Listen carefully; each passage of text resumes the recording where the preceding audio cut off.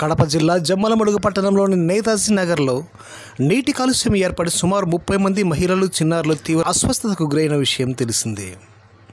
ఈ ఘటనపై స్పందించిన మున్సిపల్ కమిషనర్ వెంకటరామిరెడ్డి మరియు సిబ్బంది నేతాజీ నగర్లో గురువారం ఉదయం నుండి పర్యటించి నీటి కాలుష్యం ఎక్కడ ఏర్పడింది అనే విషయంపై పరిశీలించారు. గత 3 రోజులుగా నీటి కాలుష్య సమస్య ఉన్నప్పటికీ సంబంధిత శాఖ గుర్తించకపోవడంపై కమిషనర్ సిబ్బందిపై ఆగ్రహం వ్యక్తం చేశారు.